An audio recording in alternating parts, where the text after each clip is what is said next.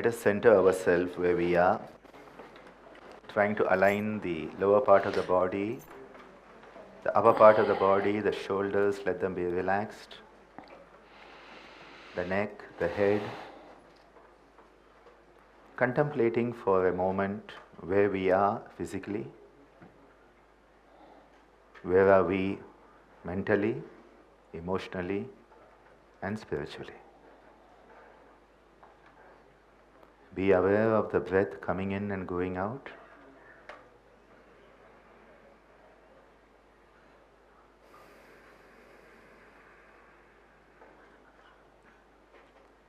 Focus on your exhalation especially. Is it slow and long and deep?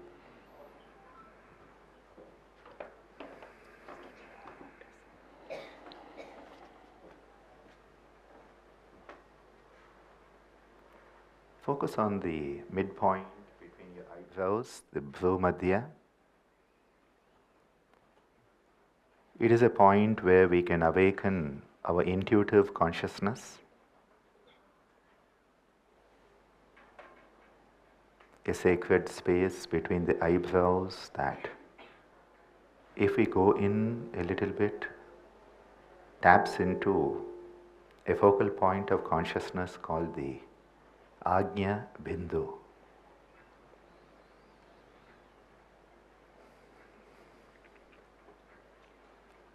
I will begin today with a chant, a mantra, an invocation, a prarthana, that the great rishis, our spiritual ancestors of Bharat, enable us to grow, learn, share, and manifest the great teachings of these living traditions.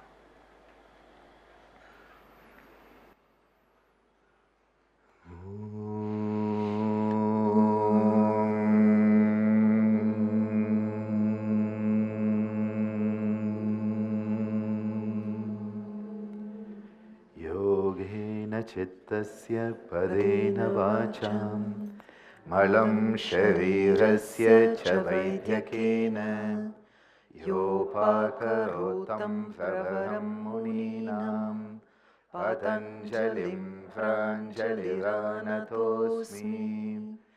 Om sahana bhavatu sahanau bhunaktu Sah Viryam Karvavahai Tejasvinavadhitamastu Ma Vidvishavahai. Om Shanti Shanti Shanti. Om Shri Gurubhyo Namaha. Hari.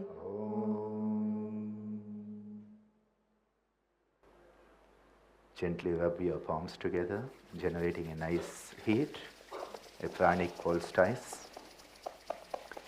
And then placing your warm palms over your eyes, letting the energy from the palms that are connected to the heart, letting that energy percolate through the eyes into the nervous system, blinking into the semi-darkness a few seconds, blinking up and down, side to side, a few circular movements, and then gently bringing your palms down to the lap.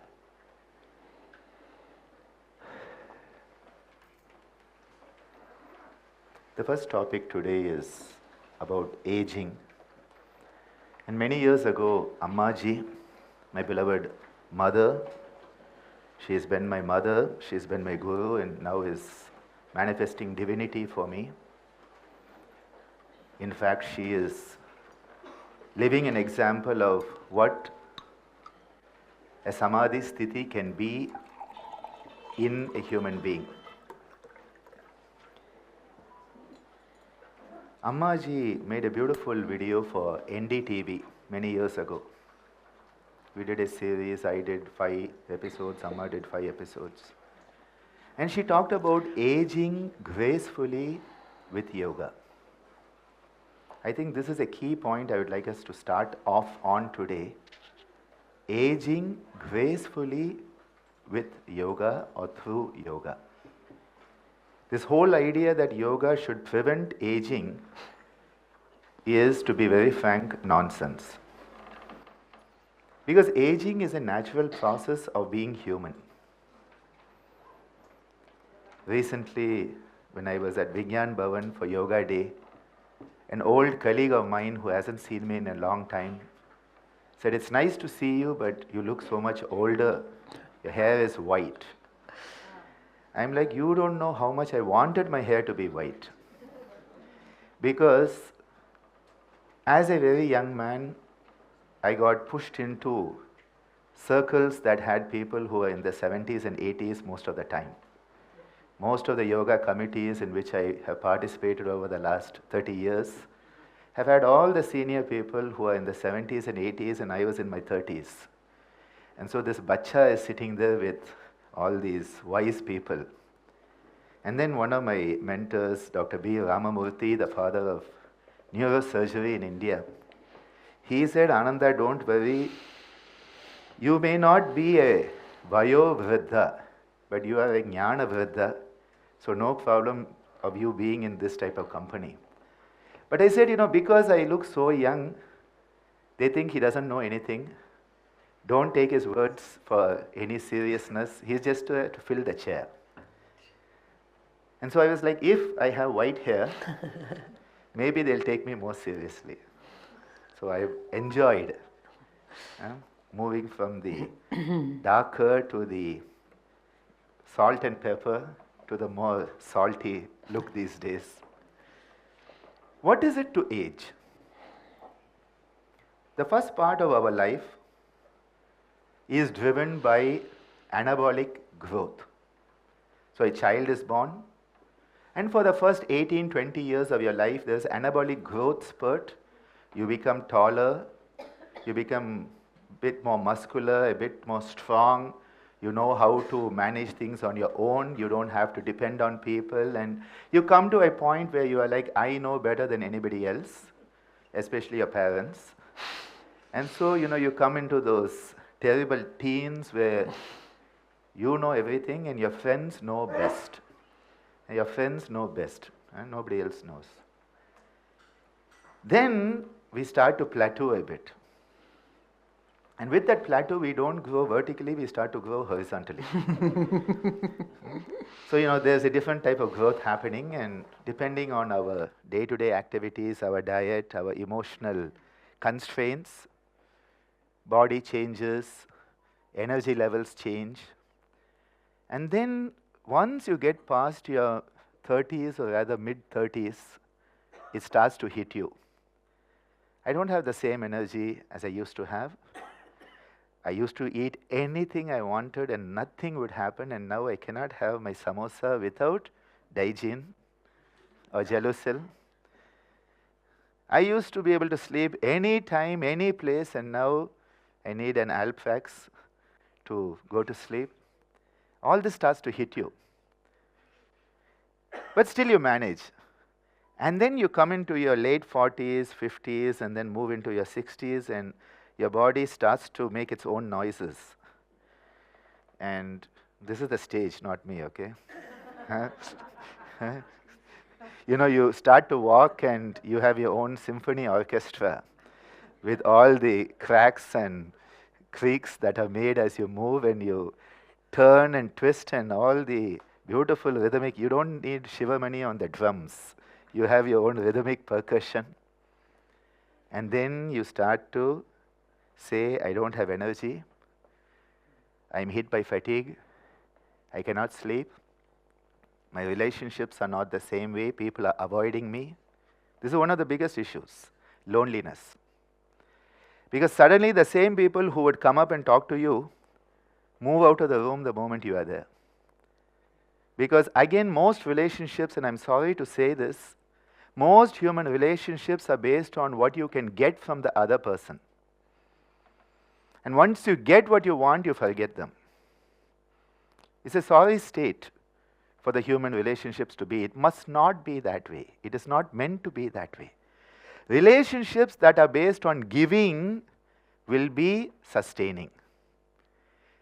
So if you are in a relationship, and I'm not just talking about a romantic, sensual, sexual relationship, I'm talking about every relationship that a human being can have as a father, mother, brother, sister, father-in-law, mother-in-law, brother-in-law, sister-in-law, uncle, aunt. I still remember the first time a kid called me uncle. Those are those days that, and recently I was out cycling. I make sure I cycle a lot. That's my passion in the afternoons and evenings. And I'm out cycling, and suddenly some kids in the village are saying Tata, which means grandfather. I'm like, uncle was bad enough. Huh? Uncle was bad enough, and now it has come to grandfather, Tata. I'm like, okay, Ananda, huh?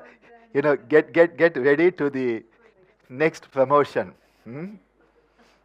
Well, I used to joke with my wife, with Devasena, that, in Indian relationships, your cousins' children are your children. And so, by the time I got married to her, she was already basically technically a grandmother. So I said, the moment I married you, I became a grandfather, even without having our own kids. That is the Indian relationships. Aging is inevitable. Aging is inevitable. But growing old is a choice. I want you to understand there's a difference. Aging is inevitable, but growing old is a choice.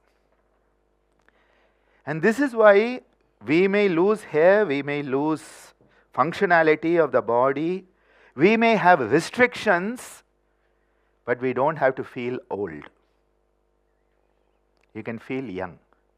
Because our Anahata Chakra has a very beautiful Bija Akshara. Bija is a seed. Akshara is that which cannot be broken down anymore. That sound is a sound of young. You often hear people saying yum, as in the cake was very yummy. There's a lot of that's maybe next year that will be the full 2-day workshop on the chakras, because it is such a vast topic. There's a lot of lam, vam, ram, yam, hum, and all that is nice. You feel good, you have been humming, but it doesn't do anything to your chakras. I'm very sorry.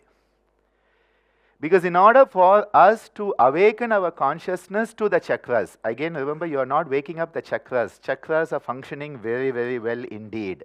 They are like the sun and the planets that are amazingly doing well, unlike us. Okay? You are not going to wake up the chakras, you are not going to awaken them. They are already awake. But you are disconnected from them. We are disconnected. It's like the sun is out there. You are sitting in a room like this where we don't know if the sun is still there or it has disappeared, right? Because we are in the room. And we say there's no sun. Yeah, the sun is there, but you are in a room. Same thing with the chakras. For the heart center, the Anahata, the Bija Akshara is a sound of Ya, which has the Ma, and then it has the Anuswara, which gives it a Nga. Nga is a nasal twang. In the Ganesha Atharva Sirsha, which I mentioned yesterday also, the mantra for Ganesha as Om Gang Ganapataye. Gang, as in Gang Ho. And you know that energy, Gang Ho energy? Om Gang Ganapate. Now in songs it becomes Om Gam Ganapate. Gam Ganapate. It becomes Gam Ganapate. That is an externalized part. But if you want to awaken the energy of Ganesha, overcome the obstacles, break through the shackles of inertia, at that point you need Gang Ganapate. It is that Om Gang Ganapate. And how is it described? Gakara Purva Rupam. The first part is Ga. Gakara Purva Rupam. Akaro Madhyama Rupam. So Ig plus A. This is how they are showing you how the formula is made. These are not just to chant for Ganesha. These are formulas for us to understand our consciousness.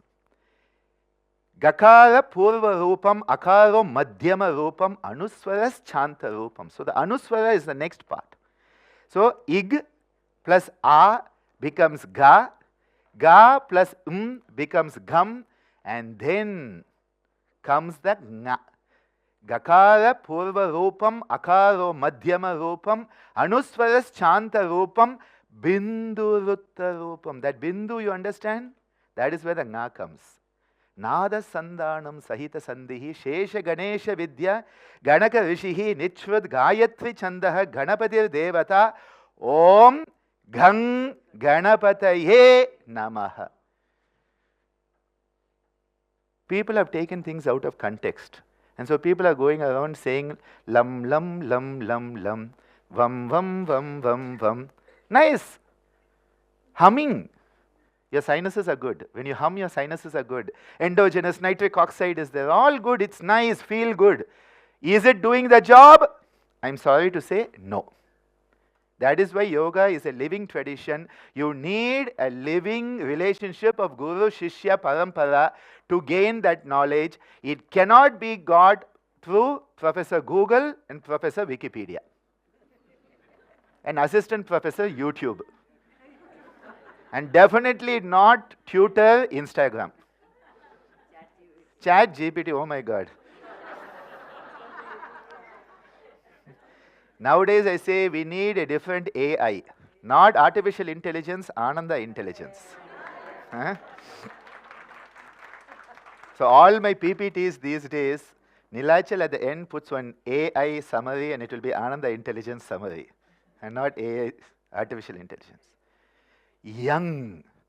Okay, just let's chant that, okay? How we are going to do it is say long ya with a nga at the end. This nga is a nga, nga. It is like, you catch it and you pull it up so that it's coming up. Catch it and see, yam is here. Young, young. You understand?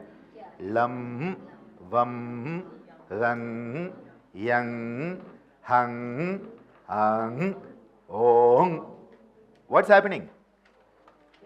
Khich liya. Huh? You have pulled it. Otherwise, what is happening? Lam is just sitting there.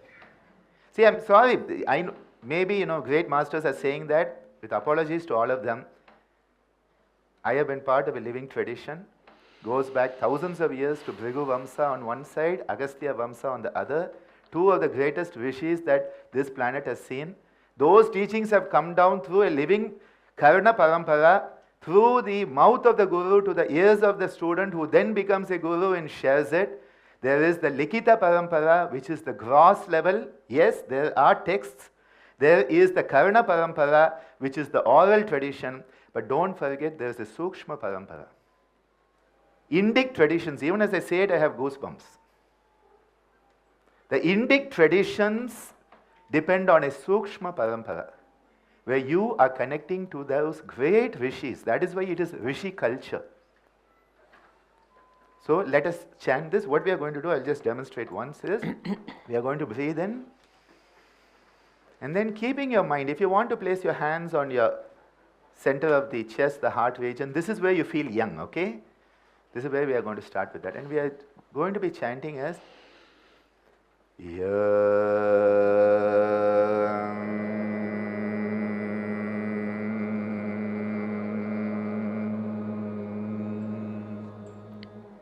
Another point, how it is described. Dr. Bogal at Kaivaladharma describes this very beautifully with the Om. Lot of people, what they do is that there's like a Om. Long O with just a and he says it should be like a bell. That is our tradition. That is why here, that nga is where you are clanging the bell. This is the ahata nada. Ahata nada is the sound that is made. Yang starts it off and then the residual aftertone. This is the tone, the aftertone. The ahata, the anahata. That anahata is where it tapers into the makara. So the ong comes. Yang becomes a So the yam is the internal esoteric sound, not the one you make. But because in the text it said yum, everybody's yum, yum, yum. Nothing's happening because you are trying to make the aftertone. You have to make the tone. The bell has to clang. In our Tibetan bowls, when you do it with the stick, that beautiful sound, when you do that, you are creating the tone and then you leave it. And there's that beautiful aftertone and then slowly tapers away. In audio technology, they call it muting, but tapering away is a better one. So you are starting out with a very powerful ya, then it is becoming na, ya.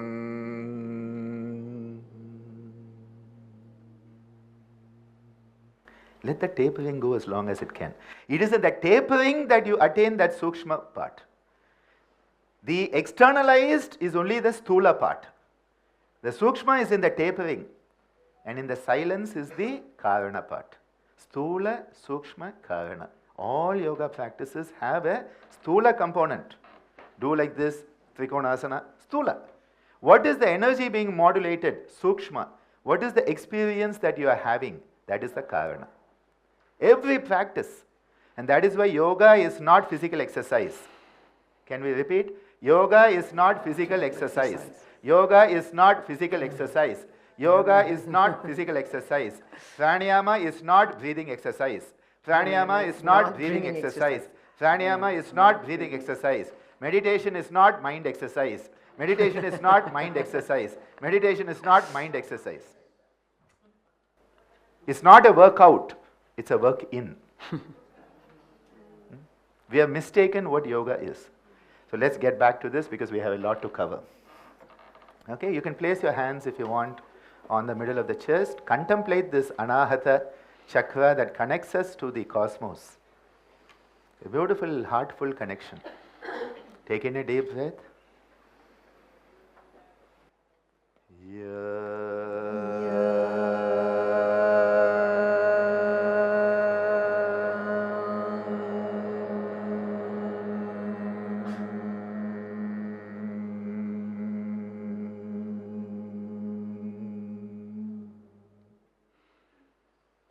Again, breathe in.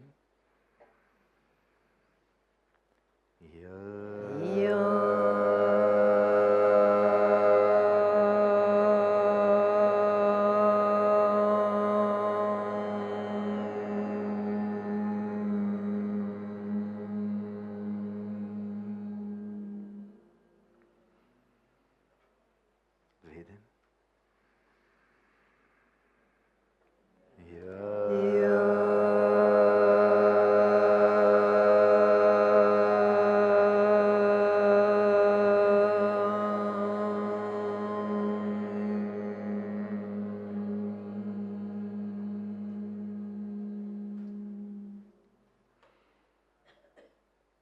Just experience that silence, the anahata.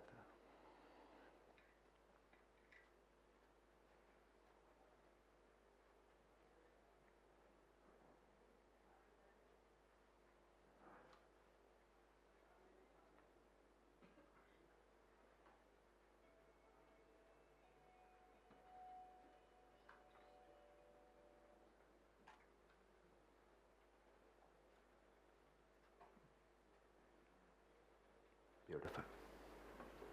It is in that silence that you experience that aftertone. We are constantly making noise. We are forgetting that it is in silence the experience will be there. Not when you are making the sound, but after you have made the sound, you have then moved that sthula, sukshma, karana. It is at that level you want to go.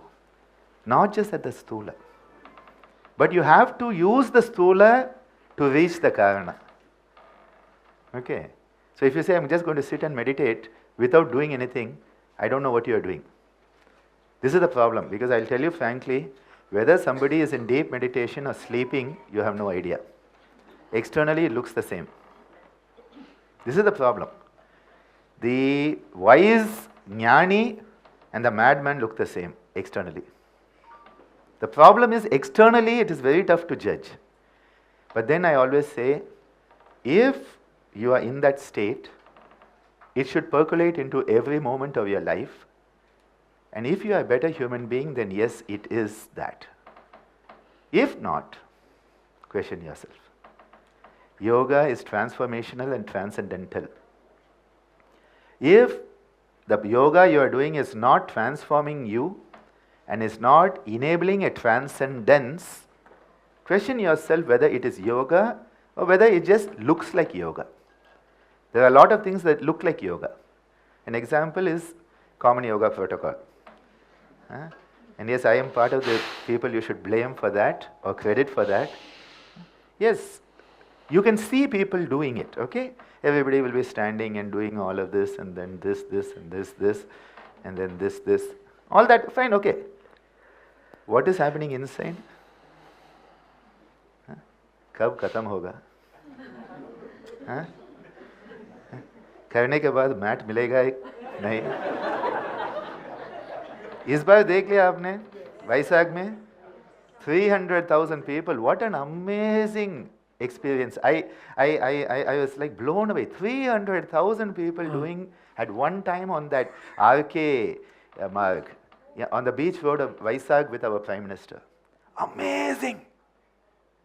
And at the end of it, what are the visuals? People pulling the yoga mat from each other to take it home. Please understand, I'm not against the common yoga protocol. I'm not against mass demonstration. I'm not against Yoga Day. It's all lovely. But if the yoga you are doing doesn't enhance your humanity, if the meditative techniques you are doing does not enhance your humanity, please question yourself what you are doing. Ravana also was a great yogi in his own way. But is he the hero? Why is he not the hero? Because the yoga he did not transform him into a better human being. It made him stronger. The yoga practices make you stronger, but if you do not bring in the spirit of the yoga, it will not transform you. Just the physical practices will make you stronger. If you are a criminal, you will become a better criminal. If you are only doing it as technique. But when you do it with the ethos of yoga, the spirituality of yoga, then it transforms you, and Ratnakara can become Valmiki. Ratnakara became, Ratnakara is the first name. Ratnakara becomes Valmiki because of the transformation. And that is what we want to do. We want to transform from feeling old to feeling young at heart. From fighting aging to acceptance of the natural aging process, but aging gracefully, into the wisdom that age gives us. This is why in our culture we have always respected our elders. And it was not a one-upmanship. Well, egos have been there, that's a different issue. Human beings have spoiled every possible structure that has been created. That is why democracy sounds great, but then when it comes to the grassroots, is it so great? God knows. Okay, it's difficult. All the structures we have corrupted. But if you look at it, there is this amazing wisdom that comes with age. You ripen with age. You become ripe in wisdom, and that is why the young people have always, you look at the whole Vedic literature, the young rishis have gone to the elder rishis, sat at their feet. That is why the Upanishads are given by sitting nearby. Upadesa is given by sitting nearby. Upasana is sitting near. And by that they imbibed it. And that is why it is the responsibility of the young people to seek the wisdom of those who are elders, and it is the responsibility of the elders to give them wisdom and not bhashan. Young person comes to you and you start saying, in my good old days, and you idiots, and they will not come back to you. It's a two-way street. A relationship is a two-way street. You have wisdom, give it to the young people. Young people realize the elders have wisdom, go and seek it with humility. With this introduction, over to you, Sangeeta, to give them some practices. Thank you. Namaskaram, everyone. So one of the effects of aging is the loss of mobility, because we get more accustomed to sitting in a particular way or moving in a particular way. Yesterday we saw the Brahma Mudra, and the Brahma Mudra is a wonderful, remember where we turned and we did the owl. That's a wonderful practice for maintaining neck health. Especially nowadays, when we have these phones and computers and smart apps, and we tend to have this posture where we collapse the area of the solar plexus and diaphragm, which then results in shallow breathing. If we collapse, of course, we're not going to be able to breathe well. So just being able to maintain the skeletal and the muscular strength and flexibility to sit up is already a wonderful practice. Anything you can do to sit up, remember to sit up, put an alarm clock on your phone, sit up, and remember that's plenty already. Now young people, talking about young people become aging faster than mature people, is that I teach at the university in Florence. I teach students between 17 and 22, college years. And many of them cannot sit up. In this culture, fortunately, there still is a culture of sitting up.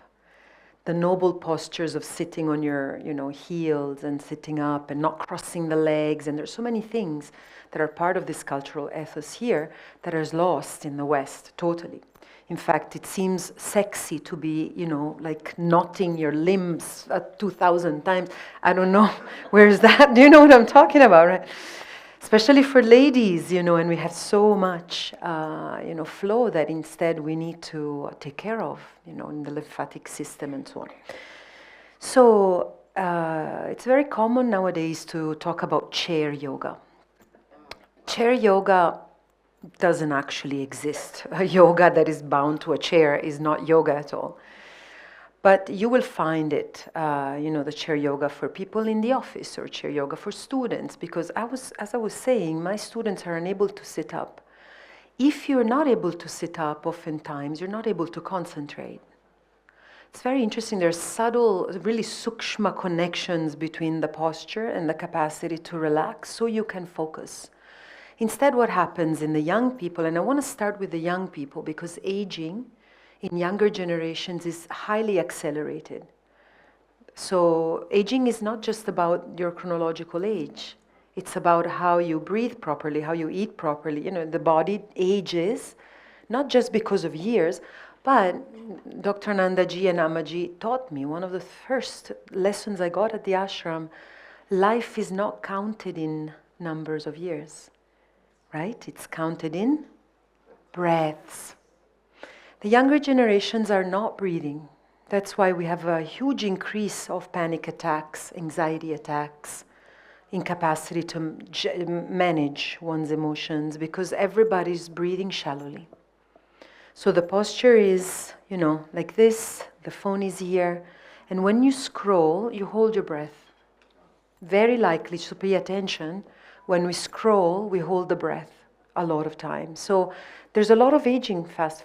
So chair yoga, which is what it looks like we're doing, that's why the introduction, is not about the chair.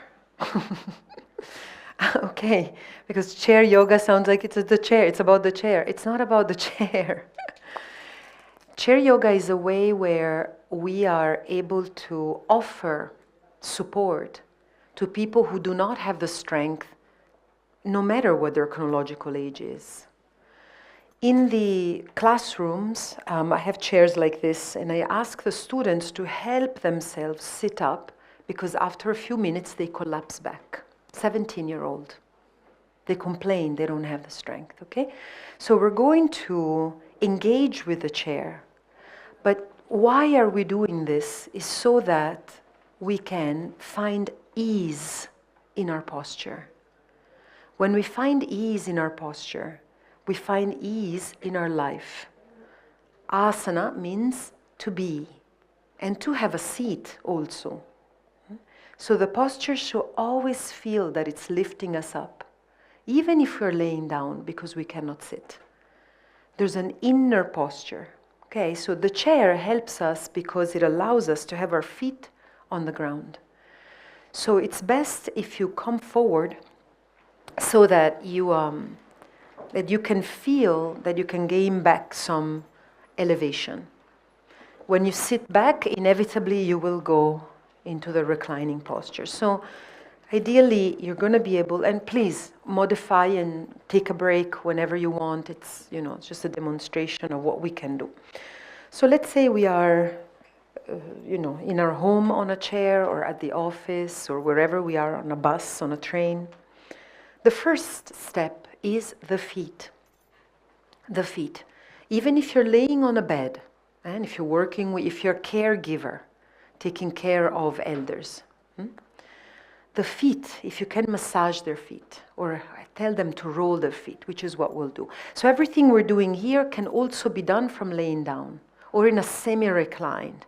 So this is not exclusive for healthy bodies in the sense. So we're going to begin just feeling the feet on the ground, feeling all of the toes, whether they are in the shoes or bare feet. We feel the toes. We increase awareness. With aging, what happens often is that because we don't move the limbs so much, we lose awareness. And when we lose awareness, the body part decays faster. Okay, so we want to feel any tingling sensation, any warmth, any sensation coming from your toes. So take a moment to feel the toes, and then feel the entire foot, the arch, the ball, the heel. Now we're going to lift the right leg up a little bit, and you can support it here and roll. So, 10 minutes. So rolling the right foot clockwise. I really have this passion for sending loving messages to my body parts. It sounds a little weird, but your toes are so cute. Just look at your toes. There are no toes just like yours. And then counterclockwise. But apart from being cute, actually great Buddhist monks like Thich Nhat Hanh said, you can also do a body scan and send loving thoughts to your internal organs, to your body parts. It's a form of self-care. Now, see if you can shake the foot. And let's take a deep breath in and go, Very nice, good. Oh, yeah, you have a lot to release over there. Oh, okay. Okay, good. And now let's take a break. And let's go to the other foot. So we're going to roll the left or the other one. If you sent loving thoughts to one foot, you have to send it to the other foot, or they will get into a fight and trip you over. Good, rolling. Always with the breath. Always with the breath. And then we're going to shake.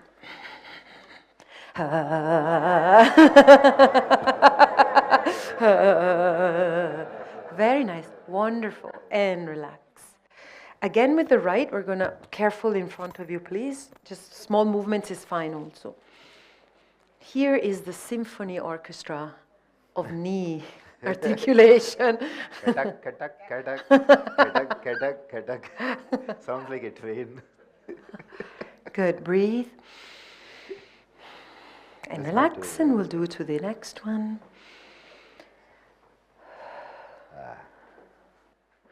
We in the West, we spend tons of euros on self-care, but nobody does this. Just go figure. Okay, good. Now we're going to do what's called the Pavana Mukta Kriya. We're going to be very mindful of the space you have in front of you. So we exhale. As we inhale, we bring the knee as close as possible, and then we release down into the floor with a whooshing sound. Careful, okay? Generally, we're able to do it a much larger movement. Be careful of the chair in front of you and people. Yes, so whooshing sound. Nice full release. So the Pavan Mukta Kriya is generally done laying down with a full blast, but this is better than nothing. What are we doing? We are compressing the right side, ascending colon, liver, all of the internal organs on the right side. We're compressing them a little. And then exhale. And now all this freshly oxygenated blood is flushing in this area of the body. We'll do it 3 times on the right, 3 times on the left, okay? Exhale to begin. Exhale out. So then when you breathe in, and release down. Beautiful. 2 more. 1 more. Lovely. We can do it on the left side. You can tell the people you're working with not to think of anyone they want to kick. That's not ethically good.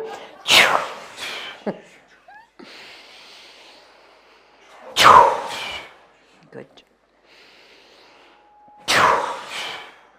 Just take a moment and breathe and notice how you feel.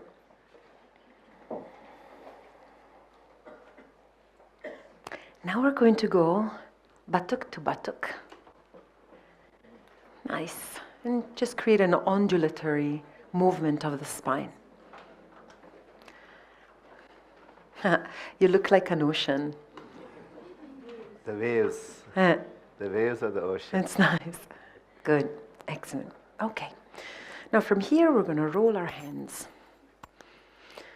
You know that in your own life, with your own family members, or if you are a caregiver, that these movements are hugely vast. There are people who can't really do this. So in that case, relax your hands down. If that's not possible, just moving the fingers is enough. So the range can vary a lot. What matters is the awareness, bringing awareness to each body part beyond shame, beyond guilt. That could be there if you can't move them well. Okay, then close and open. Stretching fully. You can send loving thoughts to your fingers. Then shake, and then shake.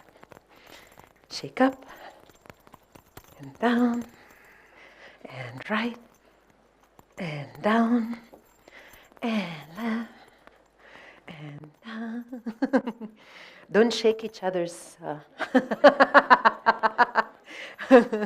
or maybe you can. All right, and we're going to inhale and release. Let's do 2 more times. Shake now everywhere you like, under the feet. Cleaning. Meenakshi Devi, Maji. And breathe in. She says that the Pranamaya Kosha has psychic webs. Psychic webs, thoughts, memories, anticipation, dreams. And we can just lovingly catch them. It's lovingly, but do catch them. You don't want them to linger, and catch. And open the window and go. Beautiful. Wonderful. So now we're moving up to the shoulders. Slowly inhaling as we rise. Opening the chest, exhaling as you roll down. Gentle and easy.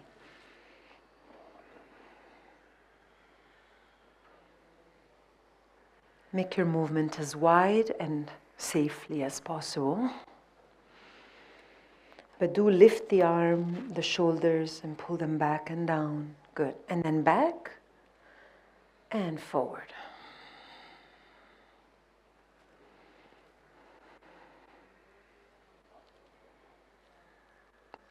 Lovely. So each one of these sequences can be held longer, obviously.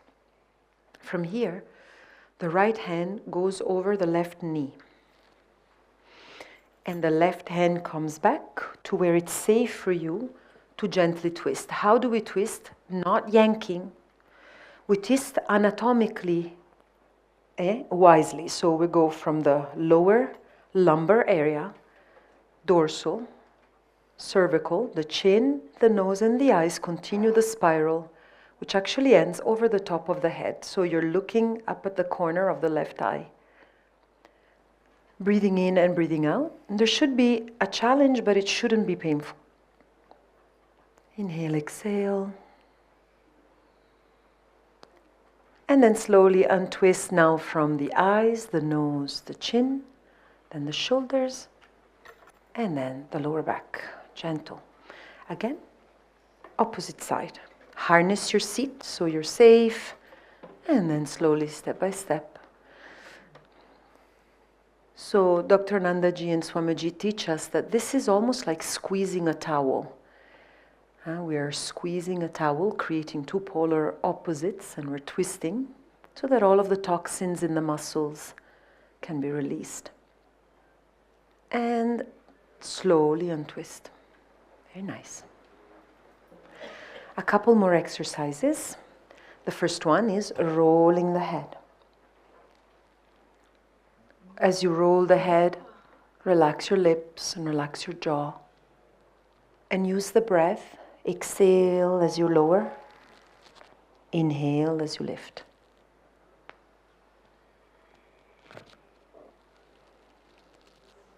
Some people get dizzy when rolling the head. If that is the case, you can make smaller rolls with your chin.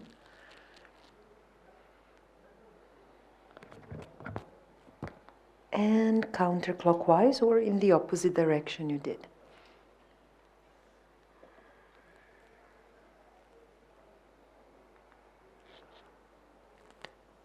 Come back to the center.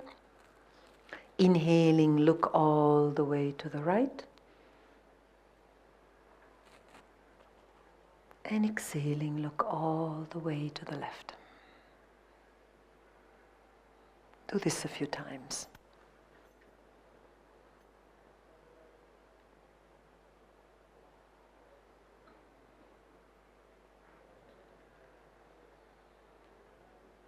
Very good.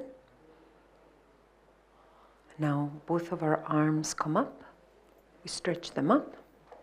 Inhale. Exhale. Come forward.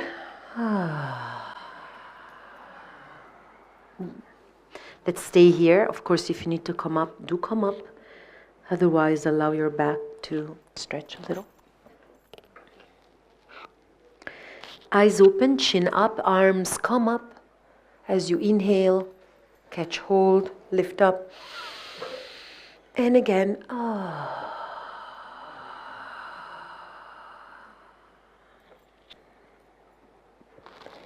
Let's stay here for a few breaths.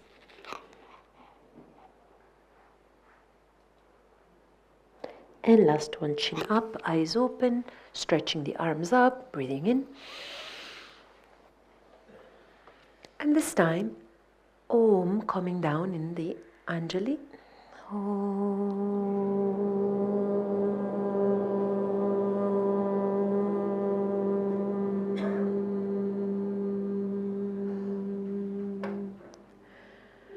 We'll do this 2 more times, breathing in, arms come up, Anjali Mudra.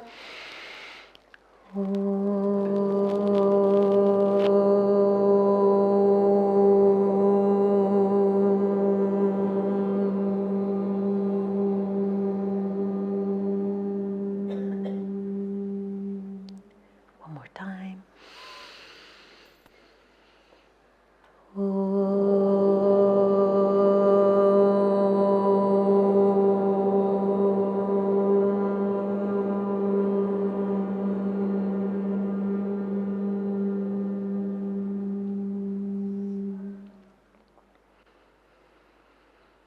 Place your hands on your legs, on your knees.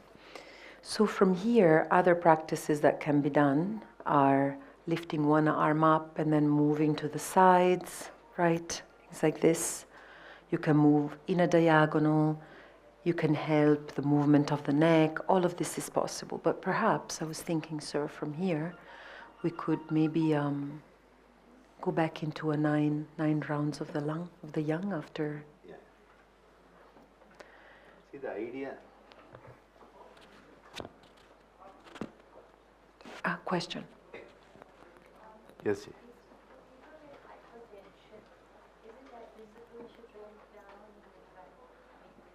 Yeah. If you do it mildly, it is okay. The idea is that the general rule is stretch, don't strain. That is the rule to be kept in mind. In all the practices, stretch, don't strain. And again, to respect one's limits of one's body. So there's no competition with your neighbor. The danger in doing it in groups like this is person next to you is touching the toes, so you want to show I can also touch my toes, and you strain yourself. My toe is cuter than you. Absolutely. Yes. So the message I always give, because we often think what we do is we put yoga practices in boxes and we say these are the practices you can do and these you avoid. This is the usual, we are using the medical do's and don'ts formula. Actually, there's not really any don't, as long as it is done mindfully with respect to one's own capacities. But because people don't have the mindfulness, they don't know how to respect the capacities, we end up saying, don't do this, don't do that. You know, the Queen Mother of Belgium, she had hypertension. I believe she was in her 80s. And B.K. Iyengarji went there on a visit and she said, Iyengarji, I would like to stand on my head. This is not just anybody in your class. The Queen Mother of Belgium, you are a state guest in Belgium, you cannot say no. And Iyengarji prepared her and got her to stand in the headstand. He did it. Now normally you would say somebody who's 80, who has hypertension, you would say don't do it, it is contraindicated. He actually did it because Iyengarji had the intuitive intelligence to know how to modify it to suit that individual. But if you don't have it and you are going to a general yoga class and you have hypertension, and just because others are standing on the head, you stand on your head, you may end up having an infarct, a hemorrhage and a stroke. So what do we do to be safe? We say don't do it. So I would just like to bring back that when you have, and again, a yoga teacher, a yogacharya, a yogacharini has to have two vital qualities. One is intelligence. And when I say intelligence, I mean common sense intelligence, okay? The second is empathy. If intelligence and empathy are there, you will be able to guide anybody in any practice because you will know how to modify to suit the individual. But if you don't have intelligence and empathy, or you have empathy with a lack of intelligence, intelligence with a lack of empathy, you can end up harming people. So that is just how I believe that today the way we are processing yoga teachers, neither intelligence nor empathy seems to be there. They can pass the exams, they can take the multiple choice and get level 1, 2, 3, 4, 5, 6, 7, but something is missing. We have the body, we have missed the soul. So that's just a long answer to a short question. Yes, Ji. Exhalation is through the nose or the mouth? Now here, what we are doing is we are suggesting some exhalation through the mouth so that you can exhale completely. But once you are used to that, exhaling through the nose will be as effective. But because people are not used to exhaling fully, inhalation is an active process. Exhalation is a passive process. So because it is just by recoil of the lung tissue and the chest wall, we never learn to exhale properly, which is why in yoga we have practices, Kapalbhati, Bhastrika, where you learn to exhale actively also. And so when people are not used to it, telling them to like, if you say, now I can do it because of my trading and all, you know, but most people if you say, they'll go, you say breathe, most people are like what's happened? Or they go, people think this is inhalation. Exhalation. Now if you cannot do it, if you go, you can automatically exhale much more easily. And so one of the quick fixes for people who have breathing disorder is to learn this type of, and as I said yesterday, fix your arms on a chair, fix it on a table, fix it, and you exhale. When you exhale, you create space in your lungs so the next inhalation can happen. But normally, once you are used to it, nostril exhalation is good. But I find that most people have no idea how to exhale, and so the easiest is let them do it through the mouth just to get the lungs empty, and then you slowly train yourself. Again here the stretch. See, when you are stretching, you want to feel the stretch up your whole vertebrae, because as we age, the vertebrae get compressed. That is why as people, when you are young, you are growing, you are 120 centimeter, and then you become 130, 140, 150, 160, 170, and then you plateau, and then you from 170 you become 169, 68, 67. It starts to happen. This is why in yoga research, whenever they take height and weight to take BMI, we laugh at them if it's the normal group of subjects, like, what are you actually doing? It's a waste of time. But then you find in some groups the height is going down, and you're like, what did you do? Did you make a mistake? And they say, no, it was the aging population, and so people were actually losing. Two reasons. One is compression, second is dehydration. We are chronically dehydrated. All our tissues are drying up. And if your tissue dries up, your cell cannot function. A dry cell is a mummified cell, and it will not function. You need a minimum of 3 to 4 liters at least. And yes, the moment I say this, usually people reach for the water bottle. I was just waiting for that to happen. This is where it happens. In our tradition, there are traditions who say when you're doing the yoga practice, don't take water. We say please sip water throughout the practice, because you want to rehydrate your tissues as you're doing the practices. There is a legitimate stream of yoga thinking that you want to generate the Agni, maintain the fire. So if you take the water, the fire is diminished. It is a legitimate teaching. I don't deny it. But because people are so dehydrated, you heat them up and you don't hydrate them, you will end up causing more harm. And that is when people start to say, I went to the yoga class and I pulled a muscle. I went to the yoga class and now this joint is not functioning, because dehydration, heating, and no rehydration. See, even Sangeeta is taking the water.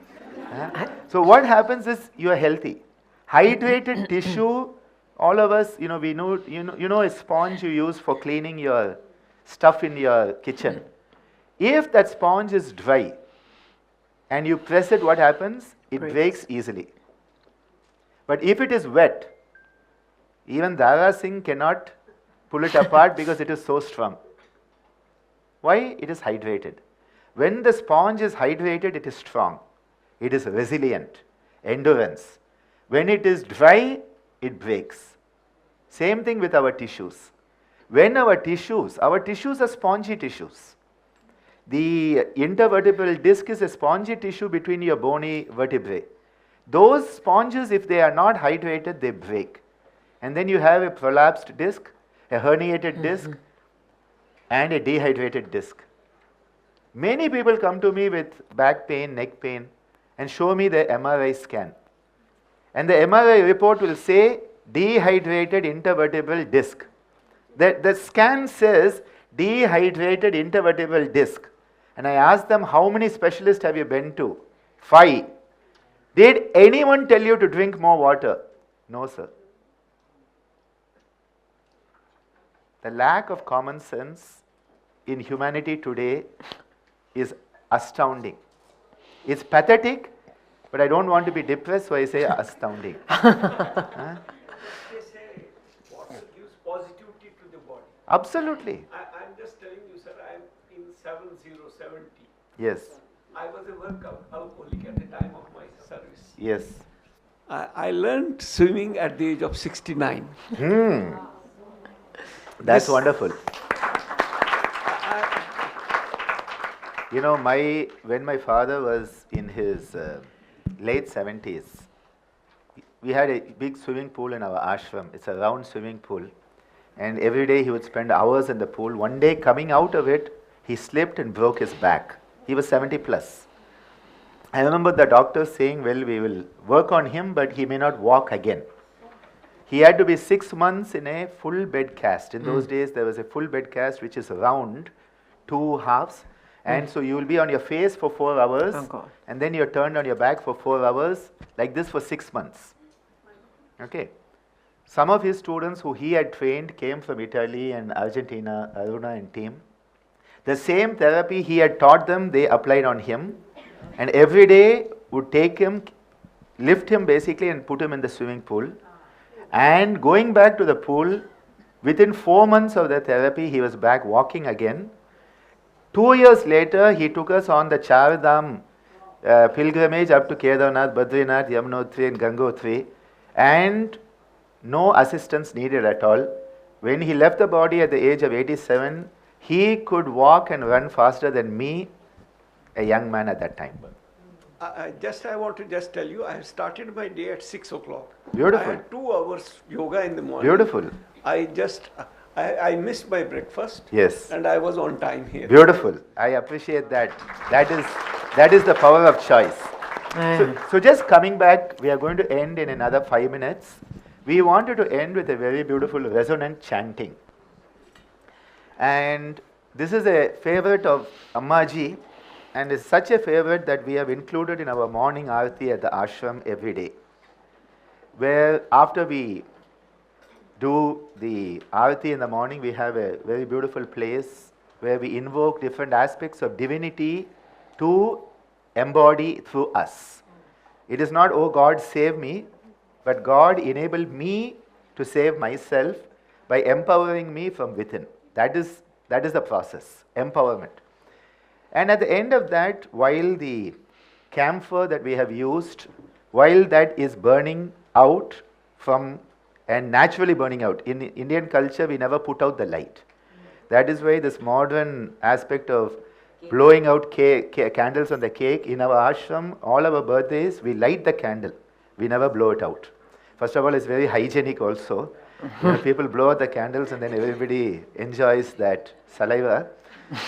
Sorry, now next time you will never have a cake at a birthday party, I can guarantee you. You will be like, whose saliva was on that cake today? I'm sorry, but our culture always lit it. And we let it automatically die out. Or sometimes if you have to go out and all, there's a methodology with a flower, or you slightly pull the wick. There's a methodology. You don't just go and boosh. Oh, this using the mouth to blow out the lamp never existed in our culture. I see it today in India and I'm like, okay, fine. So coming back, while that is naturally dying out in the morning, the flame, we start chanting a very beautiful reminder of who we are. When Ramana gave his teachings, the most important teaching was Nan Ya, who am I? It is the same Rishis Ko-Ham. The Ko-Ham which became the Zen Koan. The Zen Koan and the Ko-Ham. Asking the question, not for an answer, but for the sake of the question alone. My father used to say, questions are important, not answers. Because once you think you have an answer, you stop growing. As long as you have questions, you keep growing. So here, the answer that we are seeking is, who are we? And we realize that our avidya has blinded us. And that is why Ajnana Timirandasya Jnananjana Shalakaya Chakshurun Militam Yena Tasmai Shri Gurave Namaha. The Guru is venerated because they enable us to see that which we have forgotten. We are Ishvara, Purusha, Brahman with amnesia. That's what we are. We have forgotten. So here we remind ourselves. Here the term is Shivoham, Shivoham, Shivoham, Soham. Now this is not Shiva sitting on Kailash having a tea party with Mother Parvati. Okay? That is not what we mean here. Shiva means auspiciousness. As Adi Shankara says, Tadeko Vashishta Shiva Kevaloham in Dashasloki. He doesn't mean Shiva as the Saguna form. It is the Nirguna Shiva which is auspiciousness, goodness and transformative consciousness. Shiva is the power of transformative consciousness. We are that. Shivoham, Shivoham, Shivoham, Saha Aham. Yesterday we went through the Hamsa Soham. Soham, Sat Chit Ananda Swarupoham. That is our Swarupa. Sat. What is Sat? Reality. Normally we say truth. problem with truth is your truth and my truth, and half truths and quarter truths. Because truth is a big problem. Truth is a big problem. Because we cannot perceive truth. I'm making a very big statement. We cannot perceive truth. We can only have perceptions. Because each of us is in a different place. We did it yesterday with one of the young people who was there. And we showed how your perception depends on where you are. Your locus standi determines your perception. So you say it is my truth. It's not your truth, it's your perspective. It is your perception. But the highest reality, that which is Sat.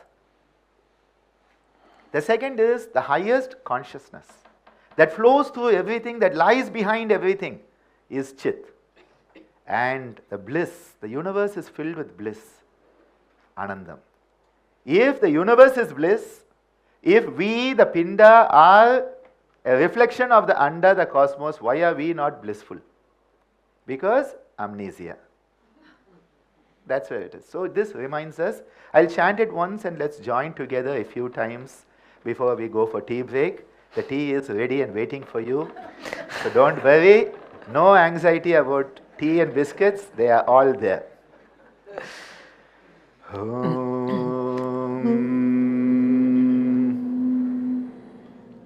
Shivoham, Shivoham, Shivoham, Soham, Satchitananda Swarupoham, Shivoham, Shivoham, Shivoham, Soham, Satchitananda Swarupoham, Shivoham, Shivoham, Shivoham, Soham, Satchitananda Swarupoham, Shivoham, Shivoham, Shivoham, Soham, Satchitananda Swarupoham, Shivoham, Shivoham, Shivoham, Soham, Satchitananda Swarupoham, Shivoham, Shivoham, Shivoham, Soham, Satchitananda Swarupoham, Shivoham, Shivoham, Shivoham, Soham, Satchitananda Swarupoham, Shivoham, Shivoham, Shivoham, Soham, Satchitananda Swarupoham, Shivoham, Shivoham, Shivoham, Soham, Satchitananda Swarupoham, Shivoham, Shivoham, Shivoham, Soham, Satchitananda Swarupoham, Shivoham, Shivoham, Shivoham, Soham, Satchitananda Swarupoham, Shivoham, Shivoham, Shivoham, Soham,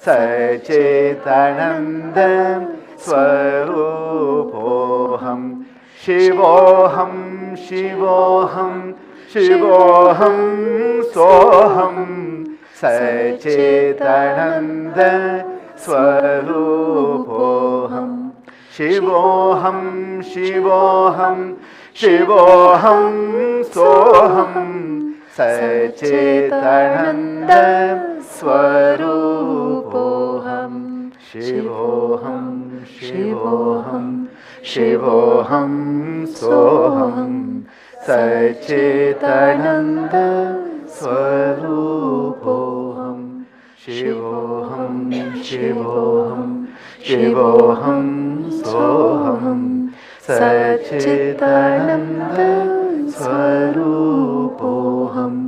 Shivoham, Shivoham, Shivoham, Soham, Satchitananda Swarupoham, Shivoham, Shivoham, Shivoham, Soham, Satchitananda Swarupoham, Shivoham, Shivoham, Shivoham, Soham, Satchitananda Swarupoham, Shivoham, Shivoham, Shivoham, Soham, Satchitananda Swarupoham, Shivoham, Shivoham, Shivoham, Soham, Satchitananda Swarupoham, Shivoham, Shivoham, Shivoham, Soham, Satchitananda Swarupoham.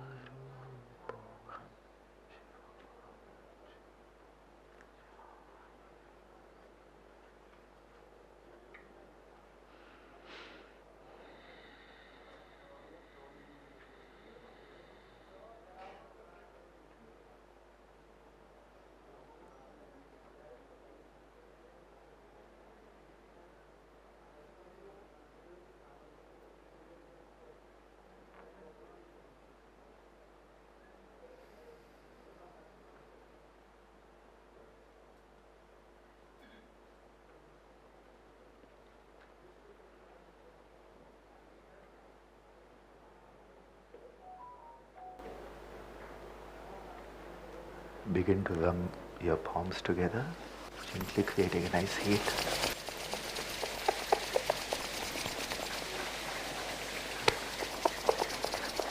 Bringing it over your eyes, letting that heat percolate from the palms into your eyes, into the nervous system.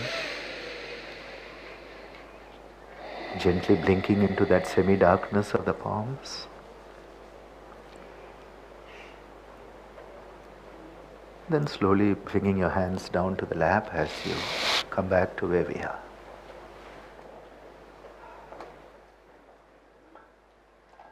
That was a beautiful experience. The resonance, the vibration, and then the emergence into that silence. The Sthula, Sukshma, Karana. It is in that Karana that oneness comes.